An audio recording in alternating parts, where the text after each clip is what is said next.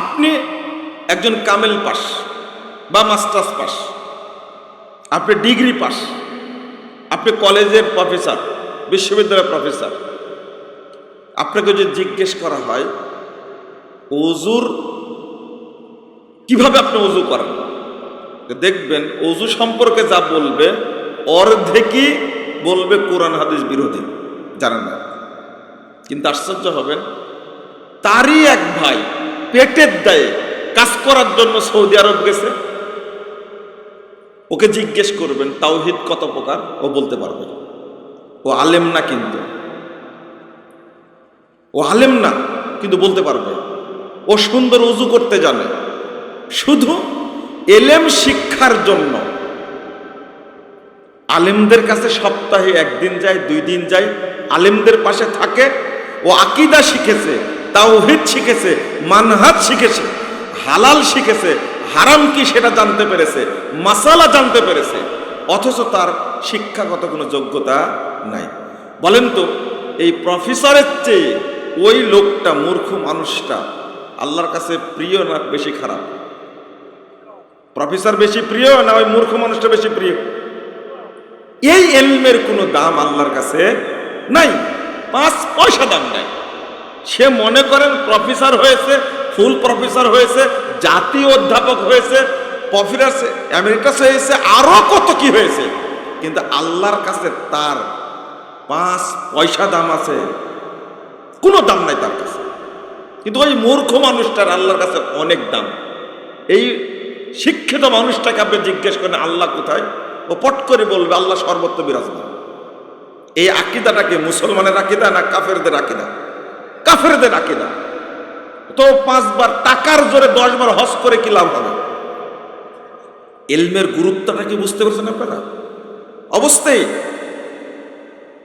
যদি জিজ্ঞেস করেন আল্লাহর নবী মাটির তৈরি না নূরের তৈরি, ও বলবে নূরের তৈরি। কিন্তু বিশ্ববিদ্যালয়ের প্রফেসর সে, অথবা একজন সচিব, অথবা একজন বিচারপতি, একজন ম্যাজিস্ট্রেট, অথবা আইনজীবী, ব্যারিস্টার, তার এই কমন যে জ্ঞানগুলো, যেগুলো থাকা ফরজ, এই জ্ঞানগুলো সে জানে না। কারণটা, একটা কারণ আছে। কারণটা হলো বাংলাদেশের এক শ্রেণীর আলেমই আছে যারা নিজেরাই জাহেল।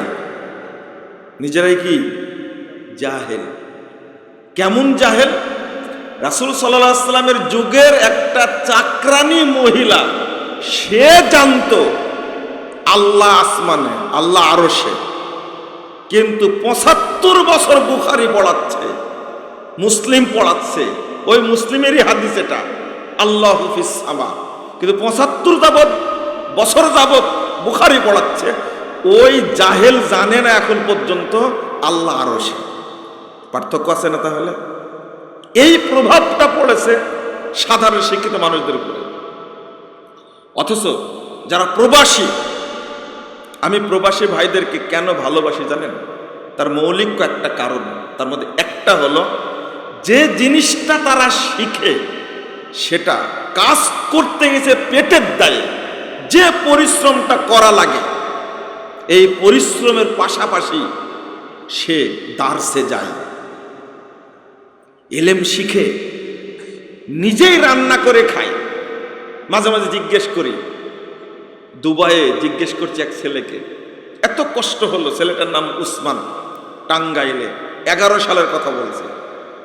আমাকে যে খাবারটা দিয়েছে খাওয়ার জন্য, আলোচনা করার পরে 2 জন মিলে খাচ্ছি, খুব দামি খাবার দিয়েছে। এই ছেলেটাকে বসায় আমি খাওয়াচ্ছি, তো বলছে 6 মাস হলো। আমাকে বলছে যে 6 মাস হলো স্যার, 6 মাসে আমি একদিনও গোস্তের টুকরা খাইনি।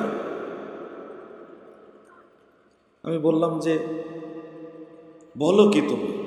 বলছে না, যে কাজটুকু করি এই কাজের পয়সাটা আমি গুছিয়ে রাখার চেষ্টা করি এবং পরিবারের কাছে আমি পাঠাই দিই, নিজে খাই না। কিন্তু পাঠাই কার কাছে? মায়ের কাছে পাঠাই, ওয়াইফের কাছে পাঠাই, সন্তানের কাছে পাঠাই। 6 মাস যাবত তুমি কিছু খাওনি। আশ্চর্য। এর পরেও এই ছেলেটা দার্সের জন্য মসজিদে গিয়ে হাজির হয়েছে। পেটে খাবার নাই। খাবার কি জানেন? কষ্ট লাগে।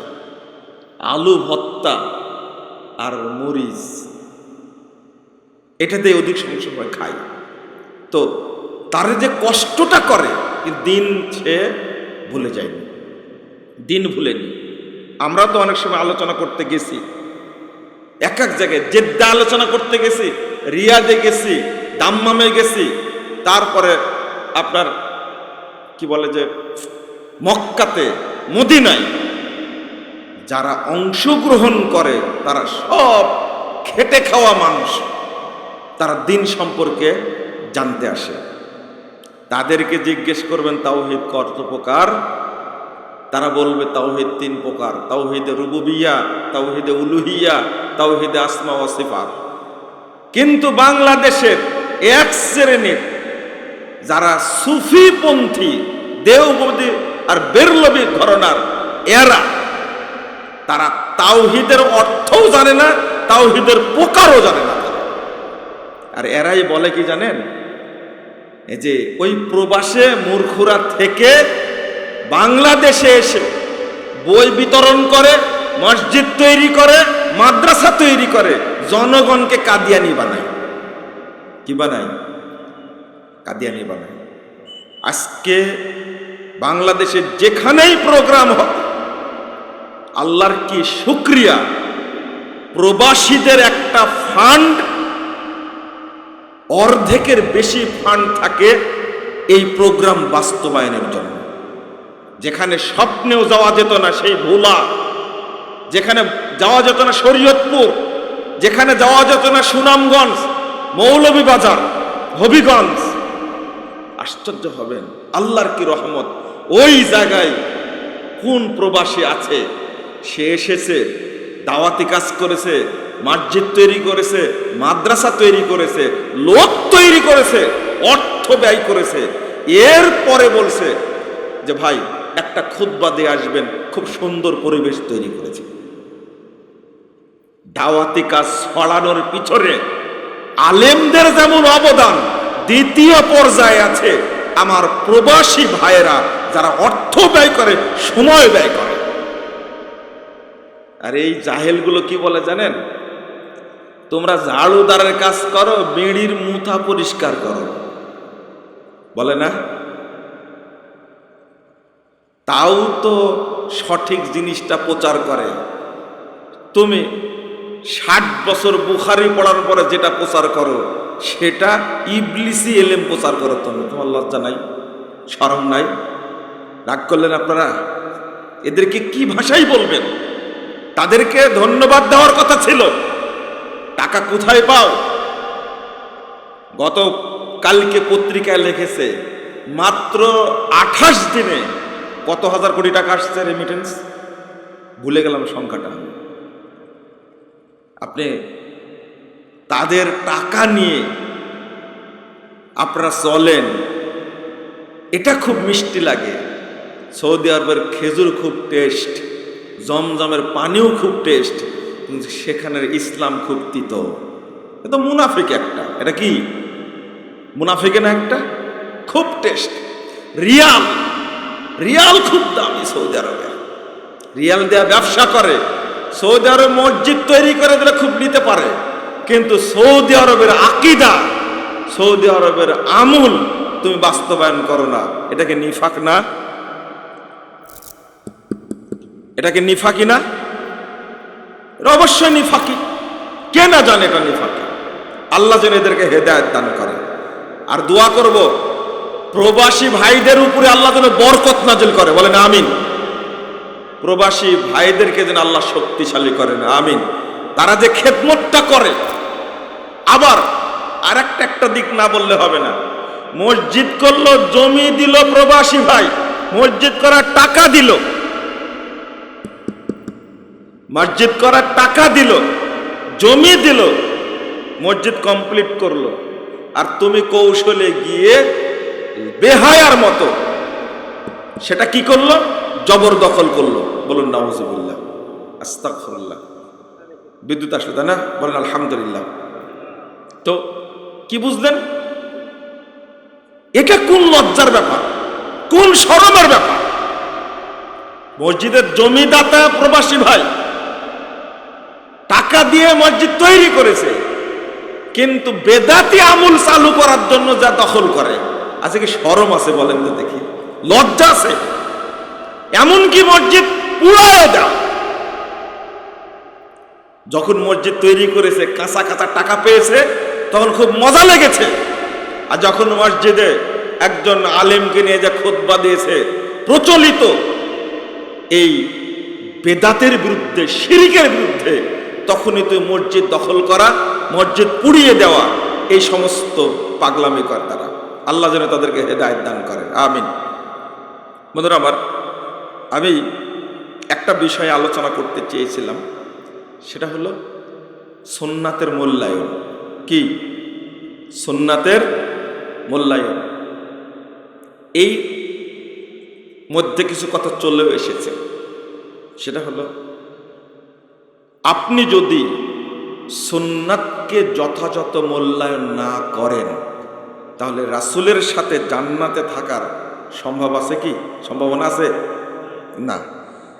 সুন্নাতের মূল্যায়ন বলতে কি শুধু অন্তরে ভালোবাসা না, আরো কিছু লাগবে।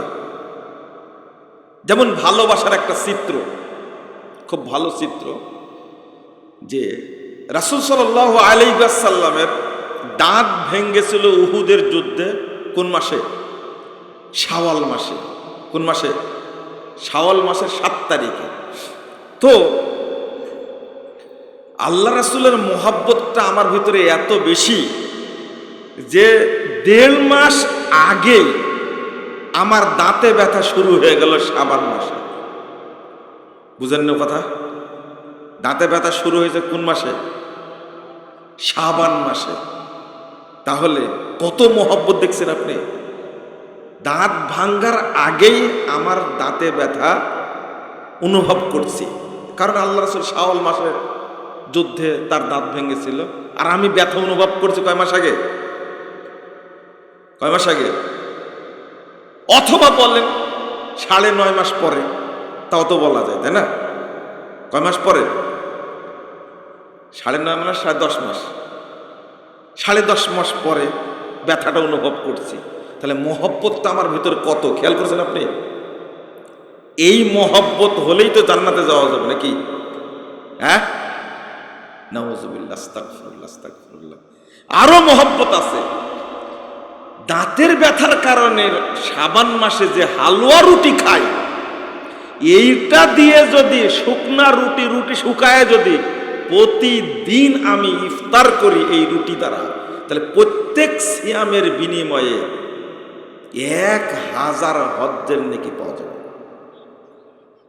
তাহলে এই ফজিলতটা আরো কত বেশি। রুটি তখন কি ছিল? কি ছিল? নরম। এবার শুকায় কি হয়েছে? শক্ত। এইটা যদি রমাজান মাসে কি ইফতার করে, তো প্রত্যেক সিয়ামের বিনিময়ে কত নাকি হবে?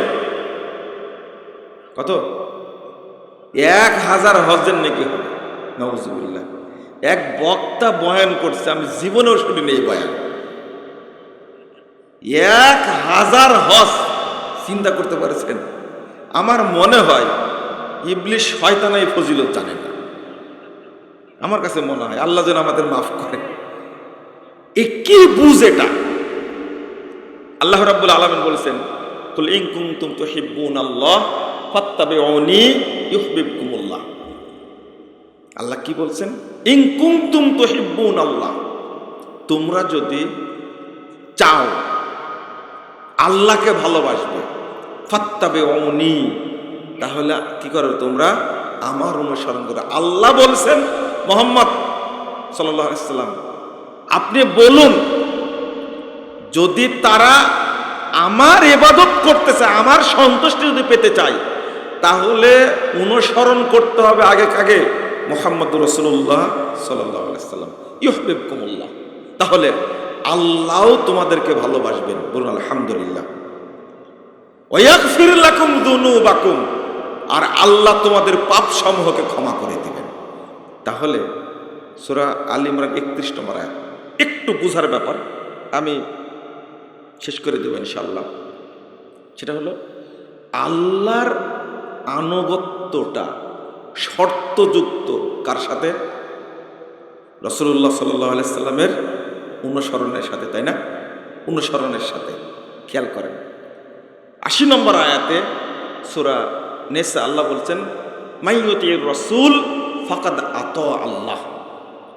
যে রাসূল সাল্লাল্লাহু আলাইহি ওয়াসাল্লামের অনুসরণ করবে সে আল্লাহরই কি করলো? আনুগত্য করলো। তাহলে এখানেও শর্ত করা হলো কার সাথে? রাসূল সাল্লাল্লাহু আলাইহি ওয়াসাল্লামের সাথে। প্রথমত রাসূলের আনুগত্য করাটা কি? ফরজ। ফরজ আগে মেনে নেওয়াটা কি? ফরজ। তো আমাদের মহব্বতটা জন্ম নিয়েছে মনে মনে রাসূলের প্রতি, কিন্তু ওই মহব্বতটা কি আল্লাহর প্রতি আছে? কেন না? এর কারণ হলো যে আল্লাহর ধন খাজারে দিয়া আল্লাহ গেছেন